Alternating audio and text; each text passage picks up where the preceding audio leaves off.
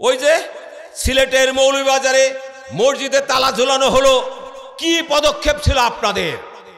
সালতার মসজিদটা ভেঙে চুরমার করে দিল, পানিতে ডুবিয়ে দিল, কি আপনাদের প্রক্রিয়া ছিল? কিসের ইসলাম পালন করেন? যে ইসলাম মসজিদে তালা লাগায় তারা কি মুসলিম? যে ইসলাম মসজিদে সালাত আদায় করতে বাধা দেয় তারা কি মুসলিম? যে ইসলাম মসজিদ ভেঙে দেয় তারা কখনো মুসলিম হতে পারে না। আত্মাহারিক টিভি, ওহির আলোয় উদ্ভাসিত জীবনের জন্য। এই গোটা বিশ্বে মুসলিম ভ্রাতৃত্ব তৈরি করার জন্য তারা মাযহাবী কোন্দল বাদ দিয়ে দেয়।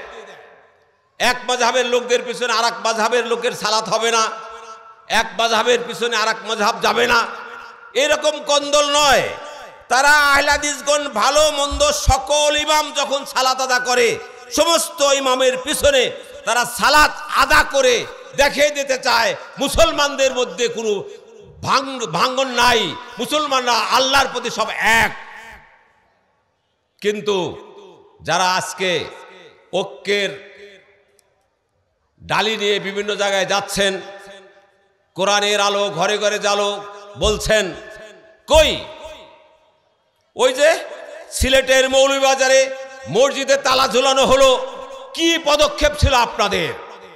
সালতার মসজিদটা ভেঙে চুরমার করে দিল, পানিতে ডুবিয়ে দিল, কি আপনাদের প্রক্রিয়া ছিল? অথচ আহলে হাদিসরা আজও পর্যন্ত কারুর মসজিদ ভাঙে নাই, কারুর মসজিদে তালা লাগায় নাই। রাজশাহী জেলায় এমন কতগুলো জায়গা আছে সেখানে অধিকাংশই আহলে হাদিস, কই আপনাদের একটি মসজিদ তো তারা আঘাত হানে নাই। যান সিরাজগঞ্জের কামারখন্দ এলাকায় ৮০টা গ্রাম এক চাটি আহলে হাদিস, ওখানে দুই একটা মসজিদ আছে তাদের, কই আমরা তো তালা লাগাতে যাই নাই। কিসের ইসলাম পালন করেন? যে ইসলাম মসজিদে তালা লাগায় তারা কি মুসলিম? কখনো না। যে ইসলাম মসজিদে সালাত আদায় করতে বাধা দেয় তারা কি মুসলিম? যে ইসলাম মসজিদ ভেঙে দেয় তারা কখনো মুসলিম হতে পারে না।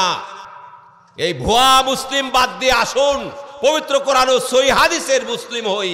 আল্লাহ রাব্বুল আলামিন সেই তৌফিক আমাদের দান করুন। দয়াময় আল্লাহ, যে সমস্ত লোকেরা মসজিদে তালা লাগিয়েছে, তুমি ইচ্ছা করলে তাদেরকে তাৎক্ষণিক শাস্তি দিতে পারো, কিন্তু আমরা চাই তাদের শাস্তি নয়, তাদেরকে হেদায়েত দান করো। তারাই যেন একদিন আমাদের পক্ষে হয়ে এদেশে প্রকৃত ইসলাম চালু করার সহযোগিতা করে। আল্লাহ সেই তৌফিক তাদের দান করুন। সবাই বলেন আমিন।